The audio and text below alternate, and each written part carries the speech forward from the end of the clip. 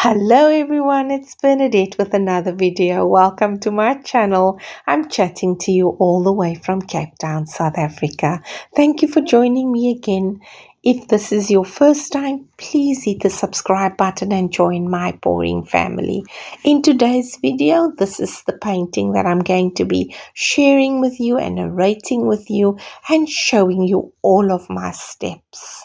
So beautiful hot colors with a wavy chain pull design that is the signature style of Fozia Van Elk of Fozia Creations. Please go and check out her channel. I'll put the link in the description below. My canvas is a 40 by 50 centimeter and I've already painted the sides with the Mars Black, which is one of the colors in my palette today. So let me share with you what else I'm going to be using. There is a red, this is a bright red, as well as an orange and a yellow ochre, and then finally the Mars Black. So these four colors from the warm side of the color palette will be my choice of colors today. And the chain pulls I'm also going to be adding in titanium white.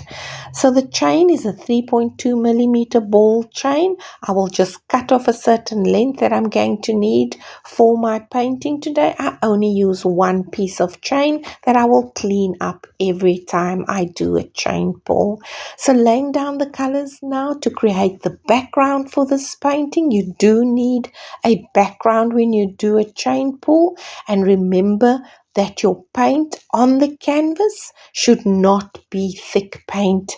It's thin in consistency, but also thin in terms of the layer of paint that you have on your canvas. So each color, I've only used about 50 grams of each color, and now I'm spreading it and blending it using my blow dryer.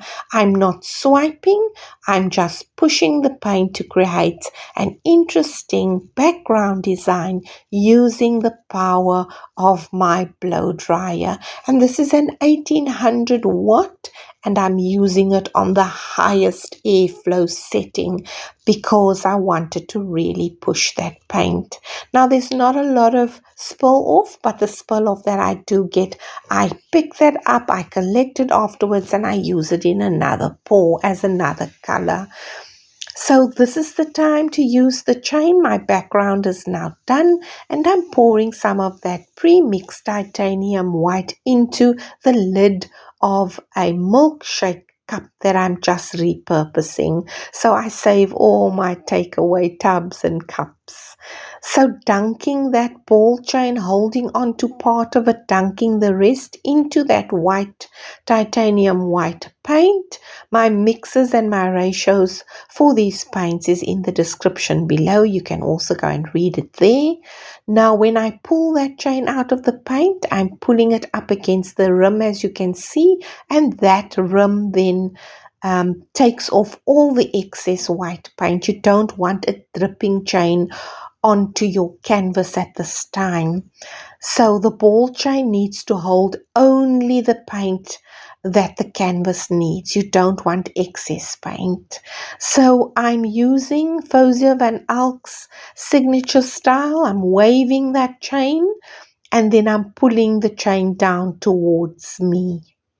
Now when I pull the chain, this is a very steady hand and a very slow motion, because you want the white paint to remain behind on the canvas and you don't want to create too many puddles of excess paint. That chain is pulling some of that base paint. Don't worry about it, because you're going to continuously do the chain. One chain pull on top of the other is going to create your design, but it's also going to give you the depth that you want. So first get your base chain pulls done, and then dip your chain every time into your paint, get the excess off, and layer that chain or squiggle that chain above, on top of the chain pull that you've already got on your canvas, but coming down a little bit lower than the chain pull before. I hope I'm making sense to you, but the visual will show you exactly where I'm placing these chains. So I continue to dip my chain into the white paint, and then I layer that or squiggle it onto the canvas, working my chain pulls coming down lower and lower and lower towards me. In that way, I'm creating layers and layers and layers of flowers with the chain. And each time I'm pulling that chain off the canvas, I'm wiping it clean with a paper napkin to get all of that paint from the base that the chain has pulled off. I'm cleaning that off with a paper napkin and then dunking it back into the white paint, continuously adding layer by layer by layer and building up on that chain pull bouquet. So don't stress if you see that your paint is puddling. That is just an indication that you've got to do another chain pull, and then you pull off that excess, and then it's going to create another puddle, and then you pull off that excess with your next design, your next squiggle. You keep pulling the excess paint off towards you. You always start with the highest squiggle, the highest petal, working your way down towards you, and not the other way around. So every space on this canvas is used to create a beautiful flower shape, and I create those flower shapes just by squiggling or waving my chain before I pull it down towards me. I'm continuously cleaning that chain. Every time I pull, I would clean off the chain. Now this is real time.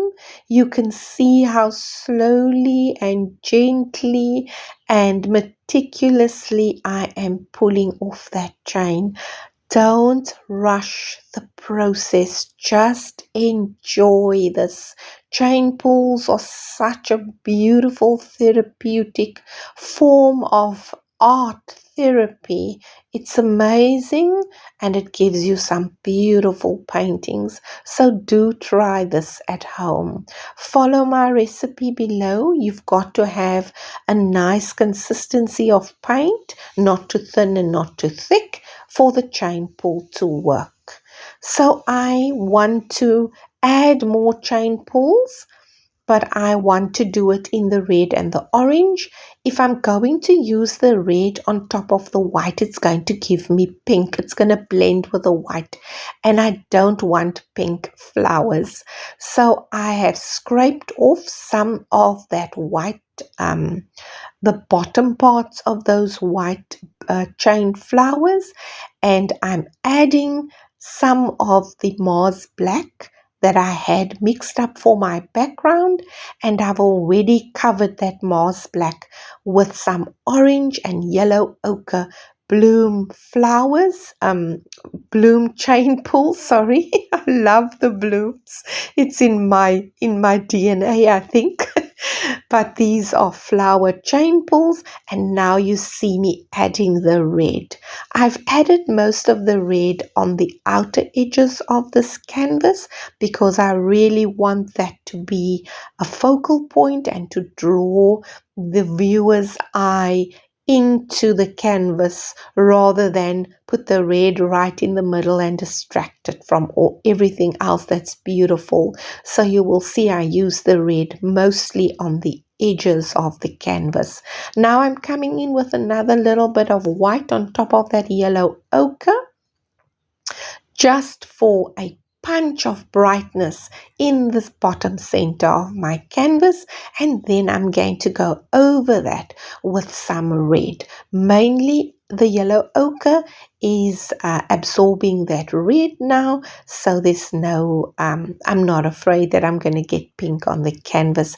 And this is your dried results. This painting dried overnight because there's so little paint on the canvas. It has a thin base layer, and the chain balls also use very little paint, so it is an economical pour painting to do as well if you don't have many colors and you don't have a lot of pouring medium to mix up colors. Just look how beautiful my paintings dry. They dry absolutely flat and gorgeous.